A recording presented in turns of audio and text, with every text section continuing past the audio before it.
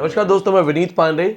चूंकि एग्जाम्स पास आ चुके हैं और कुछ सब्जेक्ट्स के एग्जाम होने लगे हैं, बहुत सारे मिक्स रिव्यूज पेपर वन पे आ रहे हैं। कुछ बच्चे बता रहे हैं कि जो पेपर वन था वो ज़रूरत से ज़्यादा एनालिटिकल था, कुछ कह रहे हैं आउट ऑफ सिलेबस था, और कुछ ये कह रहे हैं कि जो पेपर वन में आप स्टैंडर्ड की बात कर रहे हैं, एग्ज़ाम स्टैंडर्ड, वो काफ़ी ज़्यादा टफ था। दोस्तों, यहाँ पे हर एक रिव्यू आपको डराएगा, हर एक रिव्यू आपको हमेशा ये बता के जाएगा कि जो आप तैयार कर रहे हैं वो काफ़ी नहीं है। अब यहाँ पे बहुत सारे सवाल आ रहे थे मेरे पास, बहुत सारे बच्चों के मैसेज थे कि सर पेपर वन तो बहुत डरावना आ रहा है, पेपर वन तो बहुत खतरनाक आ रहा है, पेपर वन तो अनएक्सपेक्टेड आ रहा है, it's totally out of syllabus. दोस्तों, रिव्यूज़ फेक भी हो सकते हैं, रिव्यूज़ एग्जैजरेटेड भी हो सकते हैं, यानी कि अतिशयोक्ति, बढ़ा चढ़ा के भी बोले जा सकते हैं। देखिए, रिव्यूज़ का कोई गारंटी नहीं होती है कि वो सही है कि गलत है। हो सकता है वो सच बता रहे हो सकता है उस बच्चे का प्रिपरेशन लेवल ज़ीरो हो। जब एक पेपर आता है तो एक बच्चा बोलता है पेपर बहुत टफ था, दूसरा बच्चा बोलता है पेपर मॉडरेट था, तीसरा बोलता है मैं तो जेआरएफ करूंगा, मेरा तो आसान पेपर होगा। आज तक मैंने जितने नेट निकाले, जितने जेआरएफ निकाले, जब भी पेपर होता था तो बाद में जब हम सब बात करते थे, मैं, मेरे दोस्त या स्टूडेंट्स, तो बहुत सारे लोग कहते थे पेपर बहुत टफ था, पेपर बहुत टफ था। मुझे लगता था कि इतना इतना भी टफ नहीं था। तो टोटली डिपेंड करता है किसने कितना पढ़ा है। मोस्ट ऑफ द जो स्टूडेंट्स के रिव्यूज़ हैं वो ये कह रहे हैं कि एनालिटिकल था। हो सकता है उनकी एनालिटिकल स्किल्स ज़्यादा अच्छी ना हो। अच्छा, चलिए मान लेते हैं कि वो इंटेलिजेंट स्टूडेंट्स थे और पेपर सच में टफ था। अब आपके ऊपर क्या इंप्रेशन पड़ रहा है? आपका प्रिपरेशन जो है, क्या वो थोड़ा बहुत इधर उधर प्रभावित हो रहा है? क्या आप घबरा रहे हैं या आप चुप मार के अपनी पढ़ाई कर रहे हैं? ये एज ए टीचर मैं अपने बच्चों से बात करना चाहता हूं और मैं आपसे कहना चाहता हूं दोस्तों, रिव्यूज से फर्क नहीं पड़ता है, क्योंकि अब तुम मैदान जंग में कूद पड़े हो। तुम्हारा पेपर है, गिने चुने तुम्हारे पास 15 से 20 दिन है, और इस वक्त बाहरी जितने भी तरीके के डिस्ट्रैक्शंस आ रहे हैं, अपने कान उनके लिए बंद कर लो। क्योंकि मेरे दोस्तों, जब कोई आपको कहेगा कि तुम 5 फुट की दीवार से नहीं कूद सकते, तुम्हारी टांगें टूट जाएंगी, और ये बात रिपीटेड तरीके से आपके दिमाग में डाली जाएगी, तो हाँ मेरे दोस्त, आप 5 फुट की दीवार नहीं कूद पाओगे, और कूदे तो अपनी टांगें तोड़वा लोगे। जानते हो क्यों? क्योंकि आपका अपना कॉन्फिडेंस उन्होंने खत्म कर दिया। और वही कोई आपको बोले कि अरे 5 फुट की दीवार है, कूद जाओ, कुछ नहीं होता है, बस सीधा कूदो, सीधा खड़े हो जाओ, और उन्होंने आपको मोटिवेट कर दिया, तो आप उसे कूद भी जाएंगे और आपको पता भी नहीं चलेगा कि आपने उसको आसानी से कूद लिया। कहने का मतलब यह दोस्तों कि अंतिम समय है, अंतिम लड़ाई है, अब अंतिम बार आपको अपना बेस्ट एफर्ट लगाना है। तो रिव्यूज मत देखो, ढूंढो मत। कोचिंग टीचर्स जानबूझ के टफ बताते हैं एग्जाम ताकि बच्चा पढ़ने आए।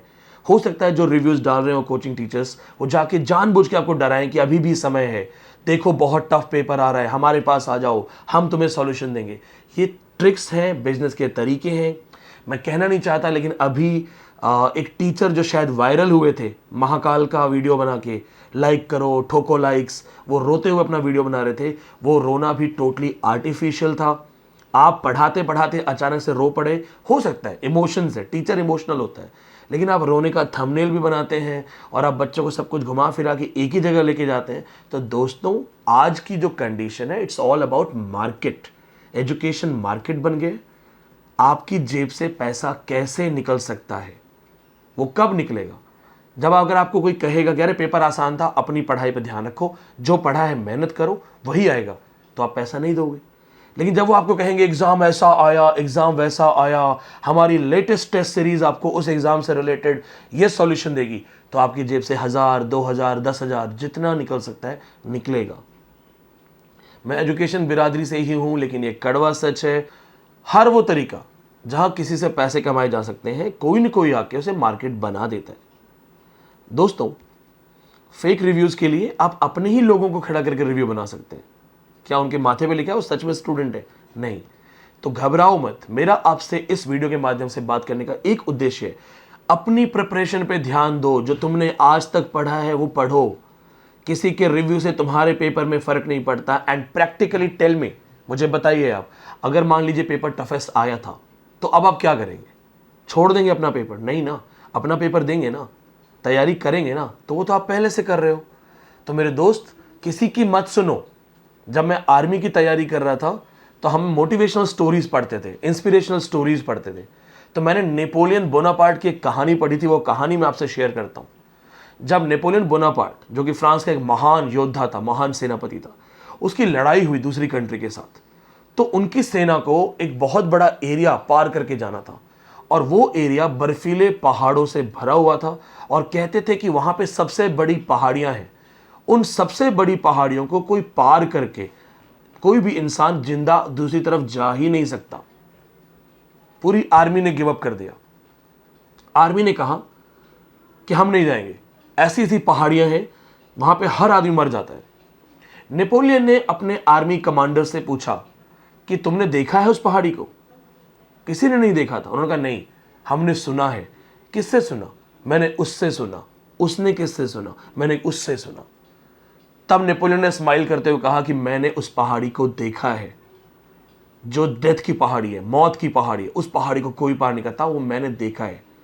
लेकिन वो जब तक आएगी नहीं तब तक हम आगे की पहाड़ियां पार करते जाएंगे। अंतिम पहाड़ी पर जाके सोचेंगे क्या करना है, लेकिन तब तक आप मेरे साथ चलो। सब लोग मान गए कि बात सही है, जब अंतिम खतरनाक चढ़ाई आएगी तब सोचेंगे, तब तक आधा रास्ता तो पार हम जरूर करेंगे।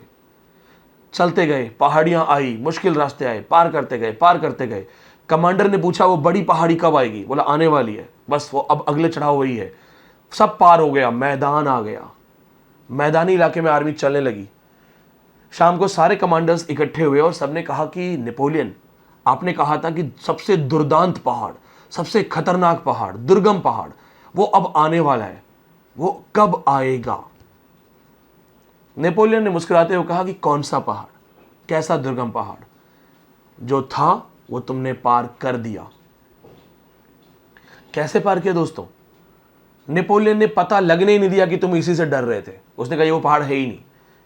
उन्हें अपने सामर्थ्य पे भरोसा था। आपका सामर्थ्य उस टफ पेपर से ज़्यादा स्ट्रांग है, इसलिए लोगों के डराने पे मत डरो। हो सकता है जो इंसान पेपर अच्छा करके आए वो आपको जानू से डरा रहा हो। सिर्फ अपनी प्रिपरेशन पे ध्यान दो। आपके पास अपने नोट्स हैं, अपनी बुक्स हैं, अपनी किताबें हैं, उनको पढ़ो, तैयारियां करो। जिन स्टूडेंट्स के पास हमारी किताबें, हमारे नोट्स हैं, हमारी बुक्स हैं, आप उनको पढ़ो। अंतिम समय में जिस टीचर ने जो पढ़ाया उसे ईमानदारी से पढ़ो।